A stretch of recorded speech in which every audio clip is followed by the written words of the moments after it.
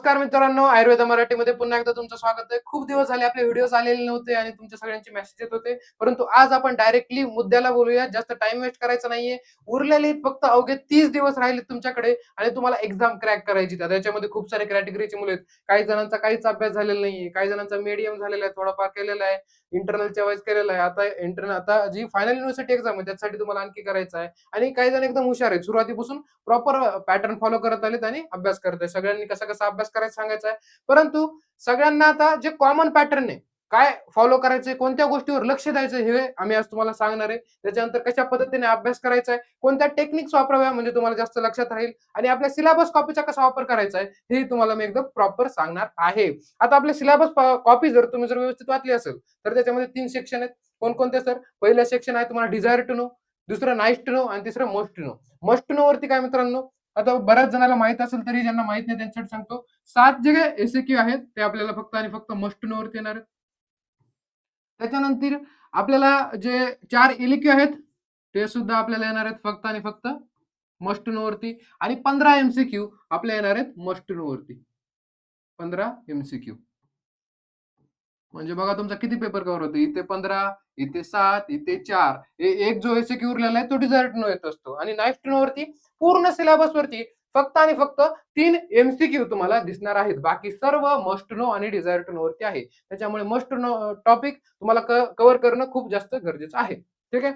सगळ्यात पहिले आता काय करायचं आपल्याला, जी ब्लूप्रिंट आपल्याला माहिती आहे. ब्लूप्रिंट दिलेली आपल्या युट्यूब चॅनलवरती अनालिसिस पण अवेलेबल आहेत. आता काय करायचं तुम्ही ब्लूप्रिंट मध्ये समजा आता दिले तर पहिला एसक्यू. पहिला एसक्यू दिलाय.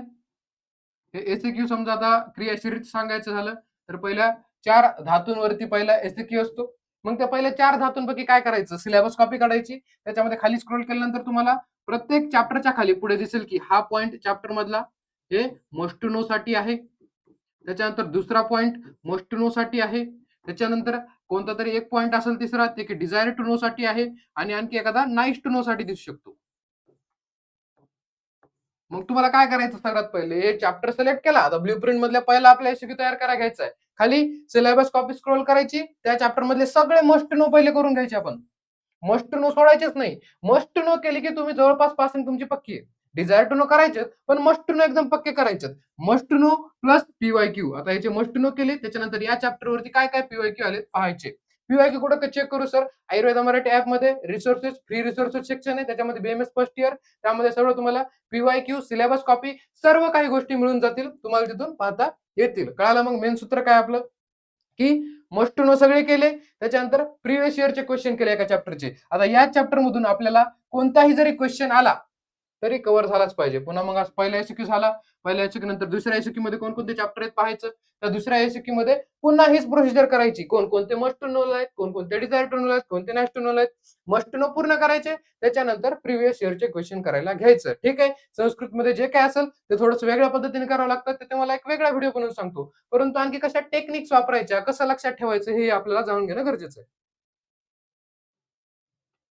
ओके, आता आपण बघूया पीवायक्यू कसे कव्हर करायचे आपण. आता सगळ्यात इम्पॉर्टंट काय आहे, तर ज्यांनी काही अभ्यास केला नाही किंवा ज्यांचा अभ्यास मीडियम आहे तर त्यांनी काय करायचं, सुरुवातीला पीवायक्यू एक 4 ते 5 वर्षाचे तुम्ही सगळे पीवायक्यू बघून घ्यायचे. आता हे पीवायक्यू बघत असताना काय बघायचं आपल्याला, आपला सिलेबस चेंज झालेला आहे. ओके, तर आपला सिलेबस चेंज झाल्यानंतर आपल्याला बघितलं पाहिजे त्या ठिकाणी की आपण कोणते आपण एक 2 वर्षाचे जर पेपर बघितले आपण मागचे, तर त्यामधून एक मॉडर्न बेस काही क्वेश्चन येतात.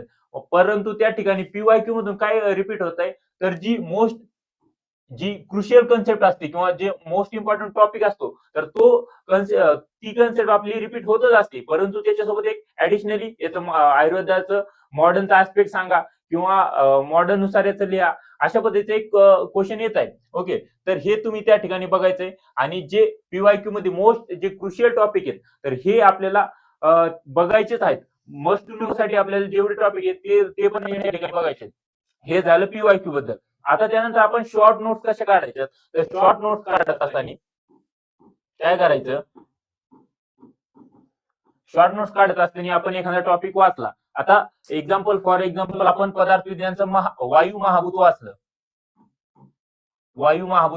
आता वायू महाभूत वाचत असताना आपण काय करतो की त्या सुरुवातीला त्याचं लक्षण बघतो, त्यानंतर त्याची उत्पत्ती बघतो, त्यानंतर काय बघतो, त्याचे प्रकार बघतो. त्यानंतर लास्टला काय बघतो, त्याचं आयुर्वेदीय काय महत्व आहे किंवा त्याचं मॉडर्न मध्ये काय महत्व आहे. ओके, तर हे असे जे टॉपिक बघतो आपण, हे टॉपिक काय करायचे तुम्हाला, हे जे मेन हेडिंग आहेत हे एका पेजवर लिहून घ्यायचे. आता वायू महाभूत जेव्हा वाचत असतो आपण, तेव्हा हे टॉपिक, हे जे टॉपिक आहेत हे तुम्हाला मेन हेडिंग आठवले तर त्याच्या पुढचं आपल्याला आपोआपच आठवायला लागते. ओके, लक्षण तुम्हाला पाठ करायचे. त्यानंतर उत्पत्ती काय असेल त्याचे प्रकार, एक प्रकार लिहून घ्यायचे. जेवढे 3-4 प्रकार असतील ते प्रकार लिहून घ्यायचे. फक्त त्याचे हेडिंग लिहायच्या, त्याचं इन डिटेल लिहत बसायचं नाही. कारण की 1 पेजवरती किंवा 2 पेजेसवरती मॅक्सिमम एक चॅप्टर आपला बसला पाहिजे. त्यानंतर आता सर एक मुलांचा क्वेश्चन येतो की सर मी आता 30 दिवस राहिलेत, आता मी श्लोक पाठ करू का? आता माझ्याकडून होतील का श्लोक पाठ करणं? तर मित्रांनो कसं आहे, एमसीक्यू जे येत आहेत तर ते बऱ्यापैकी श्लोकाच्या बेसवरच येत आहेत काही. त्यामुळे श्लोक तुम्हाला बऱ्यापैकी रीड करायचे आहेत. जे मस्ट टू नो साठी टॉपिक आहेत त्यामधले जे श्लोक आहेत ते तुम्हाला करायचेच आहेत. परंतु जे काही डिझायर टू नो साठी असतील श्लोक वगैरे ते तुम्ही इग्नोर केलं तरी चालेल. परंतु मस्ट टू नो साठी जे श्लोक आहेत तर त्यामध्ये देखील जे आता समजा लक्षण असतील, प्रत्येक चॅप्टरचे आता वायू महाभूत असेल, त्यानंतर आप महाभूत असेल, याचे एक लाईन मध्ये आपल्याला लक्षण दिलं आहे. तर त्या लक्षणावरती एमसीक्यू येऊ शकतो. त्यामुळे ते एकदा रीड जरी केले तुम्ही तरी त्या ठिकाणी पाठ होऊन जातील. परंतु आप्तोपदेश असेल, आता आप्तोपदेशाचं तुम्हाला लक्षण पाठच करावं लागेल. ओके, त्याला पर्याय नाही. कारण की त्याचं डायरेक्ट एसीक्यूच्या यामध्ये काय येतंय की आप्तोपदेशाचं लक्षण सांगून त्याचं आयुर्वेदात महत्व लिहा. ओके, तर त्या ठिकाणी तुम्हाला ते पाठच करणं आहे, त्याच्याशिवाय तुम्हाला त्याचा पर्याय नाही. ओके, अशा पद्धतीने आपल्याला शॉर्ट नोट्स काढायचे, त्यानंतर त्याचे पीवायक्यू बघून घ्यायचे. आता आकाश सरांनी तुम्हाला सांगितलं की ब्लूप्रिंट कशी फॉलो करायची, कसं काय करायचं. ओके, एवढं काय परीक्षाचं एवढं काय टेन्शन घ्यायची गरज नाही. काय खूपच जास्त मेसेज येतात काहींची की कसं करू, मी आतापर्यंत काहीच केलेलं नाही. एक्झाम आहे 10वी-12वीला पण दिलेली होती, आता पण द्यायची आहे. असं काही वेगळी गोष्ट करायची नाही. वर्षभर इंटरनलसाठी अभ्यास केलेला असतो. सेकंड इंटरनल, फर्स्ट इंटरनल तेच डबल येत असतं. चांगल्या प्रकारे रिवाईज करायचंय आणि एवढं काय जीवापेक्षा भारी नाही ना एक्झाम. त्याच्यामुळे आपण एवढा बी नाही विचार करायचा की काय होतं. एक्झाम द्यायच्या आधीच विषय द्यायचा कशाला विचार करता. काही जण तर हे बी विचारतात की ग्रेस किती लागेल सर? एक विषय गेला तर बॅक राहील का? मी बॅच सोबत राहील का? तुम्ही पहिले एक्झाम द्यायच्या आधीच हारताय ना. एक्झाम द्या त्यानंतर बघूया. जे प्रोसेस सांगतोय ती प्रोसेस फॉलो करूया. काय प्रोसेस सांगितली तुम्हाला? मस्ट टू नो आणि पीवायक्यू करून घ्या. त्याच्यानंतर मग जे काय होईल एक्स्ट्रा टाईम पडेल तर वेगळा विचार करता येईल आपल्याला. परंतु उगाच टेन्शन घेऊन काही नुकसान होणार नाही. एखादा विद्यार्थी, खूप सारे विद्यार्थी काय करतात माहिती आहे का? शेवटच्या महिन्यामध्ये येऊन अभ्यास करतात, एक्झाम काढतात. ते टेन्शन घेत नाहीत की विषय गेला तर काय होईल? नाहीतर काही जण वर्षभर अभ्यास करतात. पण शेवटच्या 1-2 महिन्यामध्ये टेन्शन घेतात. विशेष करून तर मुली तर काय होतं शेवटी एक्झाममध्ये येतात आजारी पडून जातात. त्याच्यामुळं टेन्शन कमी घ्यायचं. हायड्रेट ठेवायचं बॉडीला, पाणी पीत राहायचं. शेड्यूल वगैरे काही बनवायची गरज नाही अभ्यासाची. लहान लेकरं शेड्यूल बनवत असतात. आपण काय करायचं फक्त आपले टार्गेट ठरवून घ्यायचे आणि जो वेळ मिळेल, दिवसभरात जो वेळ मिळेल पूर्ण अभ्यास करायला घालवायचा. म्हणजे असं नाही की 1 ते 3 एवढा अभ्यास करतो, 4 ते 5 असा अभ्यास करतो नाही, असे लहान लेकरं करतात. आपण ठरवायचं आजच्या दिवसामध्ये एनाटॉमीचे एवढे चॅप्टर संपवायचे. जसं की एनाटॉमीचं ऑस्टिओलॉजी संपवायचंय, एनाटॉमीचे अप्पर लिंब संपवायचे, संस्कृतचा हा पाठ संपवायचा आहे, संस्कृतचा संज्ञा संपवायचा आहे, पदार्थचा पेपर 1 संपवायचा आहे. असे टार्गेट असले पाहिजे. असे टार्गेट नसले पाहिजे की मला आज 5 घंटे अभ्यास करायचा आहे. मला आज संध्याकाळी 6 ते 10 अभ्यास करायचा आहे. असं टार्गेट मुळीच नसलं पाहिजे तुमचं. तुमचं टार्गेट म्हणजे हे अभ्यासासाठीच पाहिजे आणि मूळ फोकस तुमचं ब्लू प्रिंटवरच पाहिजे आहे. ओके. यानंतर आता आपण बघूया की अभ्यास, आता ज्या मुलांनी काही अभ्यास केलाच नाही, तर या मुलांना एक तर सवय नसणार आहे अभ्यास करायची. तर या मुलांनी काय करायचंय की थोडंसं एक 2 हॉर्सचा 2 हॉर्स स्टडी करायचा. त्यानंतर थोडासा ब्रेक घ्यायचा. आता 2 हॉर्स मध्ये काय करायचं त्यांनी, तर 1 तास तुम्ही अनाटॉमीला द्या. कारण की अनाटॉमी खूप वास्ट सिलेबस आहे. त्यामुळे जो सब्जेक्ट तुम्हाला अवघड जातो, तर त्या सब्जेक्टला तुम्ही जास्त वेळ द्यायचा आहे. त्या ठिकाणी आता अनाटॉमी खूप मुलांना अवघड जातो. संस्कृत खूप मुलांना अवघड जातो. अनॅटॉमी आणि संस्कृतसाठी दररोजचा तुम्हाला वेगळा वेळ काढावाच लागणार आहे. कारण येस, मोस्ट चान्सेस तुमचे विषय जाण्याचे असतील, तर ते येस. अनॅटॉमी आणि संस्कृत आहे. हां. संस्कृतला तुम्हाला कंपल्सरी 1 ते 1.5 घंटा द्यावाच लागणार आहे. संस्कृत असं की मेहनत मागून तुम्हाला पास नाही होणार. तुम्ही कन्सेप्ट समजून घेतलं तरच पास होईल. अनॅटॉमी मेहनत मागणार तुम्हाला. जेवढे टॉपिक केले त्याच्यामध्ये एक्झाममध्ये आले तर तुम्हाला मार्क आहेत. पण संस्कृत करायला घ्या, कॉन्सेप्टनेच तुम्हाला करावं लागेल. कॉन्सेप्टने क्वेश्चन सॉल्व्ह करावे लागतील तरच तुम्हाला येणार आहे. त्याच्यामुळे सगळ्यात जास्त वेळ तुमचा दिवसाचा अनॅटॉमी आणि संस्कृतसाठी असलाच पाहिजे. बाकी पण सब्जेक्टसाठी स्लॉट ठेवा. पण अनॅटॉमी आणि संस्कृत, अनॅटॉमी संस्कृत हां. मस्टच आहे तुम्हाला जास्त वेळ देणं. येस. आणि त्यानंतर आपल्याला आता एक 2 किंवा 3 तासानंतर आपल्याला ब्रेक घ्यायचा आहे. ब्रेक घ्यायचा आहे. कारण की एकदम कंटिन्यू तुम्ही स्टडी करत जाल तर काय होते की तुम्ही स्टडी करत राहाल आणि मागचं जे काय ते सगळं विसरून जाईल. मग ते आपल्याला पुन्हा पहिल्यापासून करावं लागेल. त्यामुळे 1-2 तास झाले की एक छोटा ब्रेक घ्यायचा. त्यामध्ये तुम्ही चहा पिऊ शकता, पाणी पिऊ शकता. ओके. आणि मोस्ट इम्पॉर्टंट काय आहे की तुम्ही हेल्दी डाएट फॉलो करा. हेल्दी डाएट जर ठेवले तुम्ही आणि स्ट्रेस फ्रीच तुमचा अभ्यास होणार आहे. म्हणजे कोणताही ताण घेऊन तुमचा काही अभ्यास होणार नाही. त्यामुळे तुम्ही हेल्दी जर फूड खाल्लं तर त्या ठिकाणी तुमच्या आरोग्यावर त्याचा चांगला परिणाम होणार आहे आणि त्याचं तुम्ही स्ट्रेस फ्री राहून तुमचा चांगल्या पद्धतीने अभ्यास होणार आहे. ओके. ठीक आहे. आणखी काही डाउट्स वगैरे असले तर आता खूप जण काय करतात, एक गोष्ट आठवली म्हणून सांगतो, की एक्झामच्या वेळेला ग्रुप स्टडी करतात. काही जण एकदम एकटे-एकटे सेल्फ स्टडी करतात. माझं म्हणणं कसं आहे मित्रांनो, आता एनाटॉमी सारखा विषय आहे, ते सेल्फ स्टडी होत नसतो. त्यासाठी मेथड काय फॉलो करावं लागते? मेथड पहिली काय, की तुम्हाला डिस्कस करायचा टॉपिक. टॉपिक डिस्कस करायचा आहे. पहिले टॉपिक डिस्कस केला, त्याच्यानंतर कॉन्सेप्ट सगळे अंडरस्टँड करून घेतले आपण, की आता एखादा ह्युमरस पाहतोय आपण पूर्ण कुठे काय, काय-काय मसल आहेत, कुठे-कुठे इन्सर्शन आहेत, काय-काय सगळं कळालं. त्याच्यानंतर आपण डायरेक्ट टॉपिक तो सोडून देतो. तसं नाही करायचं. हा मित्रांसोबत डिस्कस केल्यानंतर आपण सेल्फ स्टडी करायची त्याची. कारण सेल्फ स्टडीमध्ये हा टॉपिक समजलेला आपल्या माइंडमध्ये सेव्ह करावा लागतो.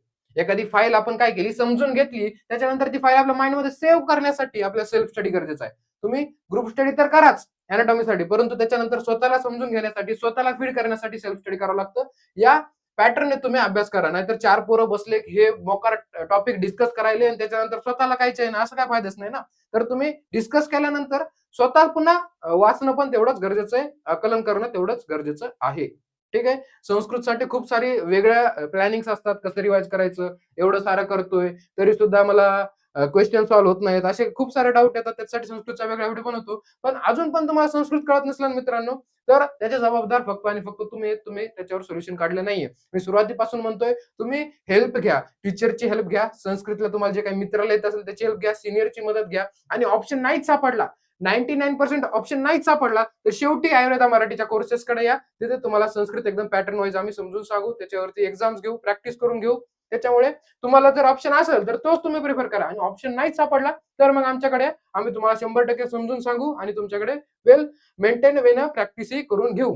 सर पदार्थ शिकवतात. पदार्थ विषय ज्यांचं झालेलं नसेल ते एकदम चांगल्या प्रकारे करायचं असलं तर जॉईन करू शकतात. संस्कृत आहेत, फिजिओलॉजी सगळे काही टॉपिक्स आहेत. तुम्हाला जो अवघड जातो तो वेबसाईटला जाऊन तुम्ही जॉईन करू शकता. डिस्क्रिप्शन बॉक्समध्ये वेबसाईट आहे, ते तुम्ही जॉईन करा. असं मी काही प्रमोशन नाही करतोय. तुम्हाला जर ऑप्शन सापडलाच नाही तर आणि तरच तुम्ही आमचे कोर्सेस जॉईन करू शकता. ठीक आहे. कमेंट बॉक्समध्ये सांगा तुम्हाला काही प्रॉब्लेम्स होता, कारण नेक्स्ट व्हिडिओ मी बनवणार आहे 2 दिवसामध्ये, की संस्कृतसाठी क्वेश्चन कसे सॉल्व्ह करायचे, प्रॅक्टिस कशी करायची, रिवाइज कसं करायचं, यासाठी वेगळा व्हिडिओ येणार आहे. त्याच्यामुळे कमेंट बॉक्समध्ये तुम्ही जे काही डाउट्स असतील ते विचारू शकता. आपण नेक्स्ट व्हिडिओमध्ये कव्हर करूया. तर एक पॉइंट राहिला होता. तो खूप इम्पॉर्टंट आहे.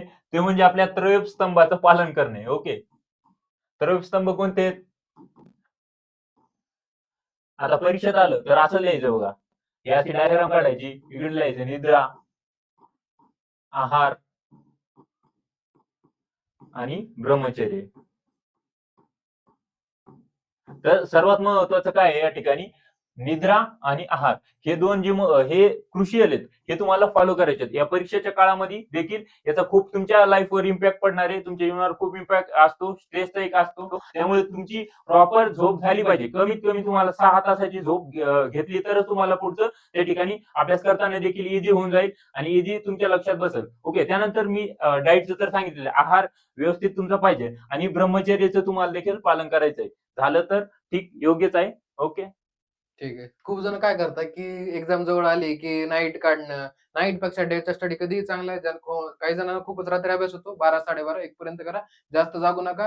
3 पर्यंत जागताल, वात वाढल. वातामुळे सगळे व्याधी होतात. आता तुम्ही अभ्यास करता माहीत असेल. सगळ्या व्याधींचं कारण वातच आहे. त्याच्यामुळे रात्री जास्त जागरण करू नका. दिवसभर सगळा दिवस पडला आपल्याकडे अभ्यासाला, तरी काही जणांना रात्रीच अभ्यास होतो. तर करा, जर होतच असेल तर, कंडिशन नसेलच तर. पण प्रॉपर झोप घ्या. त्याचा इम्पॅक्ट तुमच्या पूर्ण तब्येतीवर पडू शकतो. एक्झाम जवळ येऊन जर तुमची आजारी पडलात तुम्ही तर काय फायदा आहे ना एवढा सगळा अभ्यास करून. त्याच्यामुळे एवढा 1 महिना तब्येतीला जपावंच लागतं थोडंसं. बाकी आहार चांगला घ्यायचा, बाहेरचं थोडं खायचं नाही, तेलकट. पाणी चेंज करू नका, सर्दी होते. पर्सनली माझी पण एक्झामच्या वेळेला सर्दी वगैरे झाल्यामुळे मला थोडासा त्याच्यावर इम्पॅक्ट पडतो. त्याच्यामुळे तुम्ही काळजी घ्या, की पाणी बाहेरचं प्यायचं नाही, जेवण जास्त बाहेरचं खायचं नाही, याच्यावर काळजी घ्या. म्हणजे तुमचा आता आधीच अभ्यास केला नाही वर्षभर आणि आता येऊन आजारी पडलं तर फेल व्हायचंय का? त्याच्यामुळे आता तर आपला वर्षभर काही बी करा. आता तर आपला अभ्यास, आहार, निद्रा हे सगळं करायचंच आहे आणि ब्रह्मचर्य पण सांगितलं. ते बघा होतंय का तर. पण बाकी निद्रा, आहार आणि तुम्हाला जे पाणी वगैरे पिताय ते वेल मेंटेन आणि घरचंच प्यायचं आहे, म्हणजे तुम्ही जे रेग्युलर पिता आहात. ठीक आहे. काही वेगळे पॉइंट्स आहेत नेक्स्ट व्हिडिओमध्ये कव्हर करूया. Thank you very much.